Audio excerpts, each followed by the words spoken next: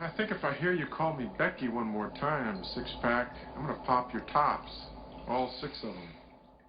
Who are you?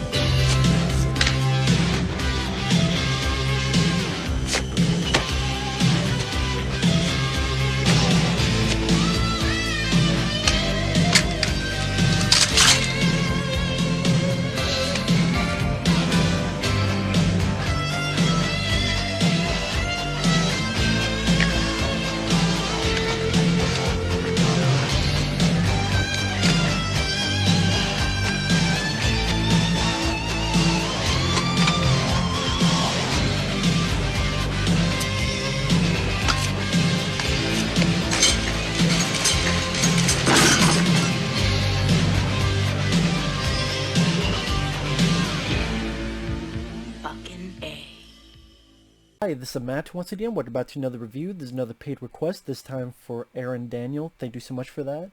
For those interested in requesting pretty much any type of videos, reactions, topics, reviews, re-reviews, out of the blue randomness, whatever. Well, pretty much whatever, pretty much anything. Feel free to send it either directly to my PayPal or join my Patreon. Both links are down below in the info box. And this is for part 1 of Stephen King's The Stand. Now, it's part 1 because, number one, this pretty damn long miniseries, and he was very nice enough to go, hey, just part 1. So I thank you for that. Thank you very much. If you take out all the commercials and stuff, this is probably 5-6 hours. And also, part 1, I think, is the best episode. I do like the miniseries. I may not have been a guy that has read a lot of Stephen King novels, but I like a lot of his adaptations. Even if they're not similar at all to the original source material, I still like Stanley Kubrick's The Shining and Arnold Schwarzenegger's The Running Man. Again, even though they're minuscule similarity to the source material, I still enjoy those adaptations. I love Maximum Overdrive. I love Graveyard Shift from 1990, Shawshank Redemption, Misery. I like Carrie and Cujo and The Dead Zone and more. And people may forget the miniseries. When Stephen King had a new miniseries pop up, it was a huge event. I still remember ABC showcasing most of these. And Stephen King's It. Big event, saw it when it came out on ABC. Really enjoyed it. And then this, another big deal. Big event. 4 nights, each one with commercials about 2 hours apiece. And if you take all the commercials out, about 5-6 hours. And Sally, I think it stopped being events when it got to like The Shining, when they did the Shining miniseries, which was marketed as a big event, but then it's like, I just watched Stanley Kubrick's version. And, you know, like Storm of the Century, But for a while, I mean, Tommy Knockers, I'm not a big fan of, but there was some buzz. The Landoliers, I do like the Landoliers, even though it has some god-awful effects, but I like the idea, the story. I like the cast of the Landoliers. That's mainly why I like it. Dean Stockwell and such. And everything taking place in an airplane or airplane terminal. Thought it was a different location. I like the story. It's just, that's a movie that could do with someone touching up the effects, like the George Lucas Star Wars special edition treatment. If someone did that for the Landoliers, I actually think it would be more positively reviewed. It's just the effects are garbage, but I do like the story and cast. But anyway, back to this. I did not see the newsstand. Number one, it's pretty long. Number two, I have no interest. Number three, it seems like they did the story not chronologically, but here's a character, then here's their backstory, their origin. Here's a character, then here's their origin. There's a character, then here's their origin. It seems like it's really badly edited. I just not into it, and I'll stick with this. But part one, The Plague, as I do like it, but it may be similar to the source material. I still don't like the ending. Okay, let me scratch that. The very ending, as corny as cornier than a whole cornfield. Cornier than every cornfield from a Children of the Corn film put together. The ending may be that, but I still enjoy it. I like the music. I think the composer did a great job. I forgot the composer's name. But I do quite... Let me see if it's in here maybe. W.G. Snuffy Walden, who's a guitarist, did a great job on the score. Yeah, it's very sweet and corny, but I like... No, it's just the setup of just the stand. Idea is called the stand, but like you just stand and fight, stand and do something. It's just, now we stand to die. It's like, well, you didn't really do anything. Like, you had all these people there really to do nothing. And really it's Trash Man that did everything. I just have issues with like all this build up and that's how it ends. That's what I mean by the ending. The last shot, yeah, it's cornier than cornflakes. But I could deal with it. Sappy, yeah, I'm fine with sap. Especially on pancakes. And more so French toast. But I always thought the first part was the best. Where it's about the virus. Which is, considering today's... You have Ed Harris, who plays a general, literally talking about this virus where... How did he describe it? That it's... people think it's a souped up version of the flu, and then there'll be I'm like, a souped up version of the flu? Where have I heard that before? Like the way Ed Harris is describing it, I'm like, fuck, he's describing what the fuck's going on nowadays.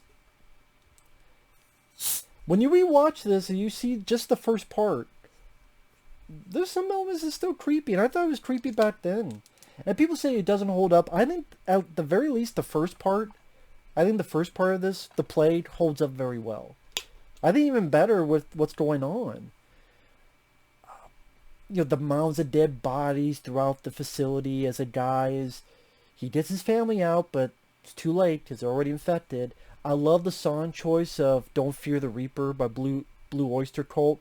I thought that was a great choice. I think another reason why, again, I do like the miniseries, but the first part was, to me, the best was, I think the virus stuff is scarier than the devil and Ruby D and the religious parts. And don't get me wrong, the guy who plays Randall Flagg, Jamie Sheridan, does a wonderful job, as does Ruby D, as evil and good, the faces of them. But, and it's all about the religious portion for the full story, but I'm just saying, the virus story at the beginning, I thought, if there's a scariest part of the story, it was the first part of this 4-episode, 4 2-hour increment segments.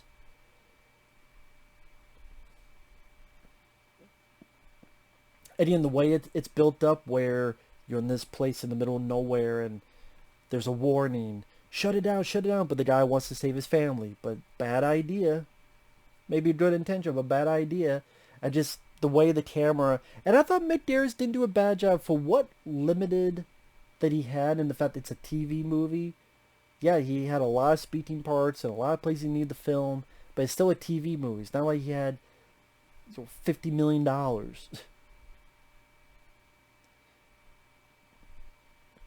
Mick Garris, at this point, he had directed Critters 2, which I enjoy. He did Sleepwalkers, which, yeah. Sleepwalkers is not the best movie. It does have someone getting killed by corn on the cob. Eat your vegetables. I think that was the line she said. But I like cats, and they're the heroes. But yeah, Sleepwalkers is not again. I wouldn't say I hate it, but it's not the best movie ever. But you know, I don't remember hating the film. It's just not one of my favorites. But yeah, I remember seeing this on ABC, and I was probably 11 years old. I'm like being creeped out at the beginning with the Blue Oyster Cult song, all the cameras gliding over these dead bodies, and it's the whole first portion is the plague and pretty much the world dying because of this plague and people getting sick, except a select few who get these flashes, mainly of Ruby D. You come see me.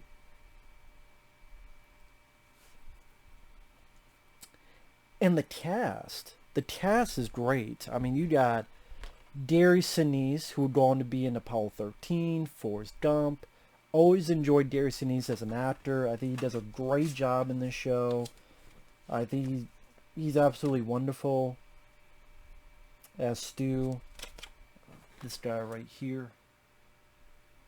Definitely, to me, the best actor in the movie. And the fact that he's really our first main character to be featured in it, I thought was the right idea. And he's one of the first people to find this family, but he doesn't get infected, and he gets put in this government facility where a bunch of people and scientists are looking at him, including Matt Wright. If you don't know that, may he rest in peace, he was the dad on the TV show Elf. He was Willie Tanner. So, you know, cool to see him. I remember saying, hey, I know that's Dad from Elf. I thought Darius Sinise played the blue-collar guy to perfection. I ain't going to resist. Country don't mean dumb. And he was able to sell that line. When you're able to sell a line like that, you're a pretty damn good actor. And Darius Sinise, he brought that likable, everyday, blue-collar quality to it, which is needed in something like this. Other people you had, trying to remember his name. The guy who plays Larry, he's a singer. He was kind of he was okay. I don't remember the actor's name. He was alright. You had Rob Lowe as Nick, who is, he can't speak, he can't hear. I really liked him. He was a very likable character who meant well, who wanted to do the right thing.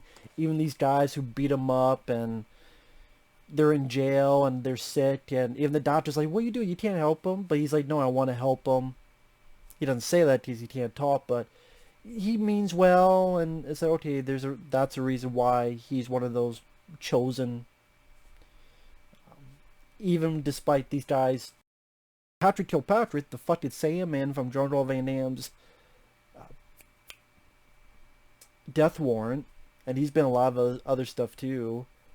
They try to kill him, but he wants to help. So it shows how nice of a guy. And I thought Rob Lowe did a good job. I like him. He's very young. By this point, he had done St. Elmo's Fire. It was after this that he was in... I think by this point, he was in Wayne's World. I think he did Wayne's World before this. But then he would, be in comedies like Tommy Boy, among others. And it was cool to see, like, all the people that popped up that I forgot. Like, Molly Ringwald is in this, who would be one of our main characters. She doesn't play a big part in the first part, but she will later on, and becomes connected to Darius Sinise's character. But, like, there's Joe Bob Briggs pops up from Teen Teen's Monster Vision, the drive-in movie critic, as a sheriff, telling people, hey, we got this military coming here trying to quarantine the town. I'm like, holy shit, this Joe Bob Briggs is this cop, like, sheriff. I said Matt Wright, the dad from Elf. Kareem Abdul-Jabbar as a guy who shouts, he's coming!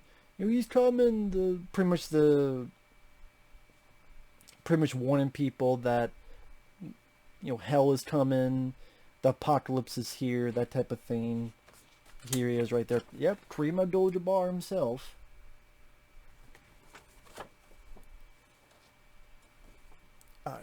Ed Harris, I mentioned, is the general, and he had worked with Stephen King because he was in Creepshow.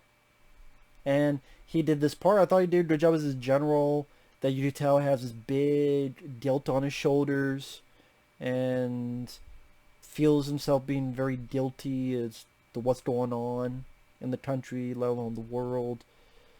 Kathy Bates, another one that, of course, she had worked Stephen King on Misery, and then she did Dolores Claiborne. She's in this as a radio DJ.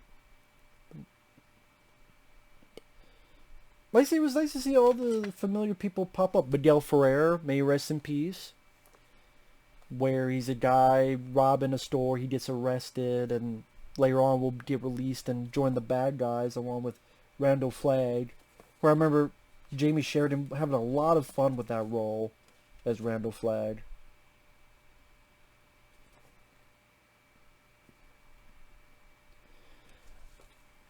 But yeah, I thought it did a nice job building up sort of the inevitable tension of this shit's going to go south, and just, no, don't go near that person. Oh, that person's getting sick. Oh, that person's coughing. Oh, Joe Bob Briggs is coughing.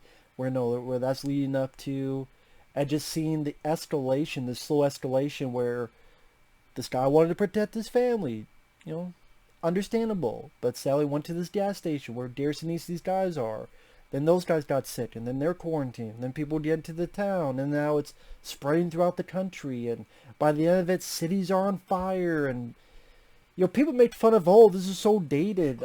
I don't. Yes, some of the effects, but it was 1994 with a TV movie budget. I'm sorry, they didn't have the budget that a theatrical movie had. I gotta film all this fucking footage, this length of time. Just what budget they had, I thought they did well for what they could. And it was the cast, it was the building up of the characters. And yeah, I really, really liked the score, especially the piano portions of the score. I did like the mystery, to be fair, of Ruby Dee, where people wake up in the cornfield. You have this very nice, softer music, piano type of music by the composer. Again, I want to get his name again, because he did... No one really talks about this composer. W.G. Snuffy Walden. I thought he did a really nice job on the score.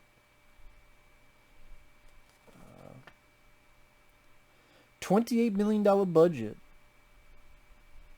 because you had over 100 speaking parts, because this actually has info on it. 225 locations.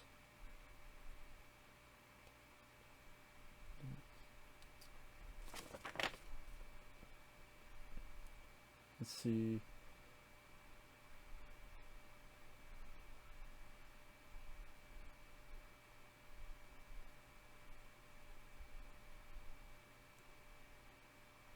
Large portion of the 12-week pre-production schedule was spent location scouting around Utah.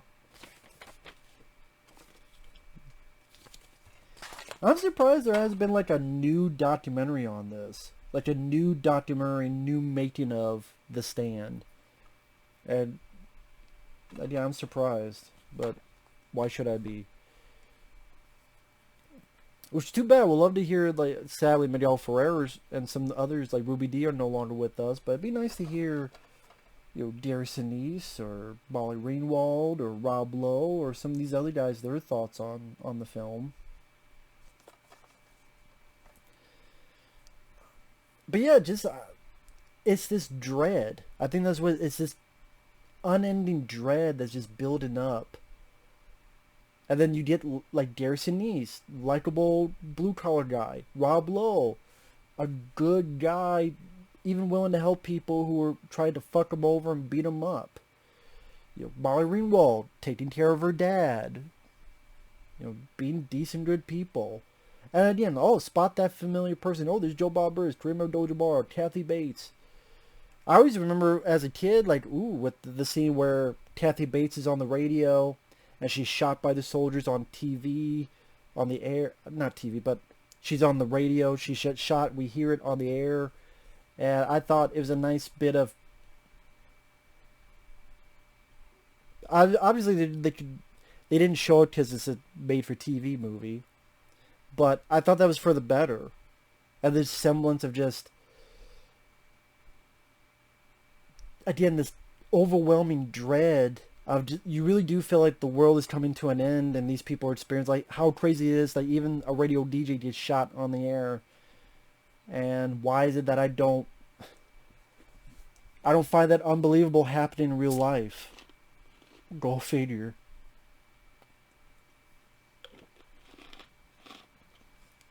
And the rising tensions, and I think it does a nice job of really building up the scope of you hear from people calling in, or you hear, oh, their bodies are being burned and hospitals are filling up. I'm like, hospitals are filling up. It's a souped up version of the flu. If we don't watch it, it could have turned into this, what happened in the past year or two. Seriously. And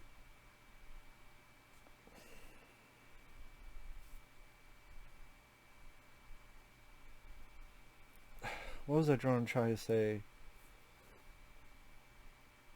A lot of people badmouth it and they talk crap and trash about it. Oh, how it's corny at times. I think the corny aspects in this are understandable when you're talking about the basis of good and evil.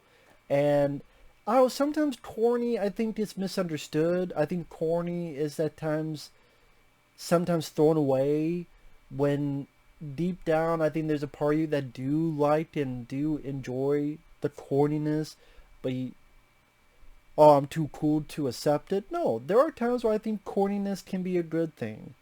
For example, let's say you make a movie and someone saves someone.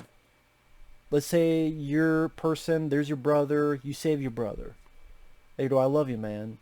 Someone would, oh, that's corny. But it's like, no, that's a nice, endearing portion of it. Now, yeah, you can lay on thick, and there are times where, yes, it lays on thick, but I thought, like, the Ruby Dee and the way she's acting, she does seem like a character you would want to gravitate towards you. You would feel safe and comfort to go to her home, and why people are going to go towards her because of her nice kindness and her generosity that she oozes out. Sincere generosity. And again, you don't have a lot of Jamie Sheridan in this, but he is that cool guy that you get why some people are tempted to join him. Hey, come on, have fun. He's enjoy it. He's enjoying the role. He's enjoying being evil. He eats it like Skittles, just delicious to him.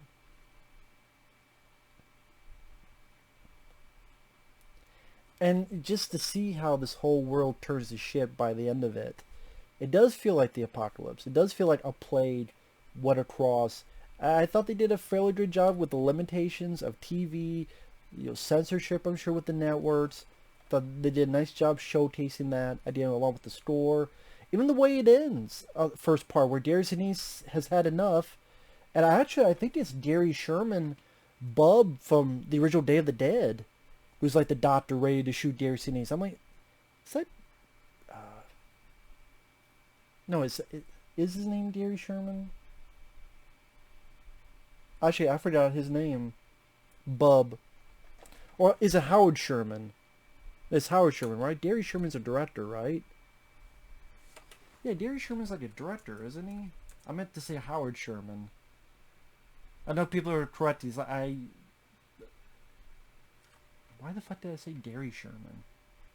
He's not even a director. How the fuck is it Howard Sherman? Or Sherman Howard?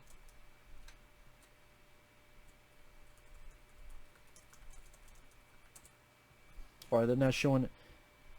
yeah, Sherman Howard. Bub. Okay, yeah.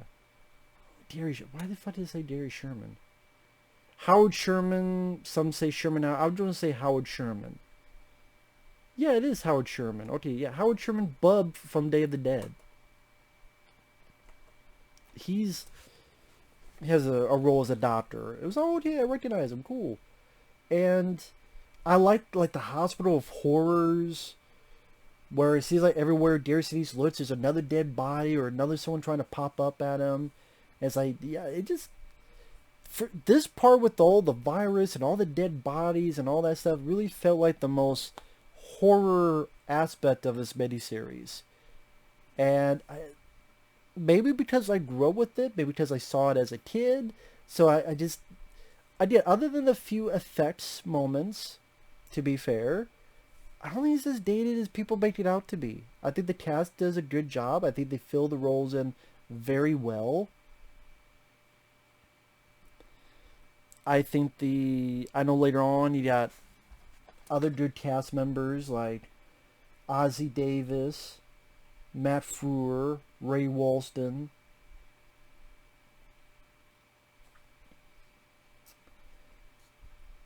And yeah, the ending's disappointing because of how it was written in the book, and I'm like, well, for what I understand, they changed it in the new one, so if they could change it in the new one, change it during the making of this one. Make it more of a stand. I don't care if it's a fucking fight in a fucking barroom brawl. It would be better than this. Just standing and we don't wait for Trash Man to kill us all. Didn't seem like it was worth the journey as much. I think that's why I don't watch this a lot, because I liked it, but it's like, I didn't have fucking Kung Fu Battle for all I fucking care. There's something, man. But yeah, the first part I always enjoyed, and you know, it goes with Dersinis, run off to the distance to safety, and in a weird way, it sounds stupid. You can almost watch just the first part and then make up your own movie. Like it's an open end. It'd be like, wow, it's an open-ended movie, but in a way you could. Of course, you'd watch the rest of it. But yeah, I enjoy it. I still enjoyed it. From my memory, I still consider it the best of the parts.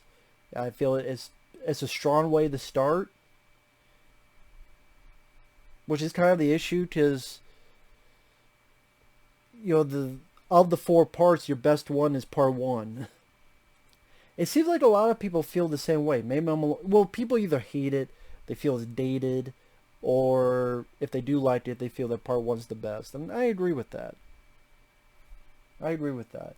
So, yeah, I'm not sure what else to say other than thanks for watching. Take care. We will see you guys later. Bye-bye.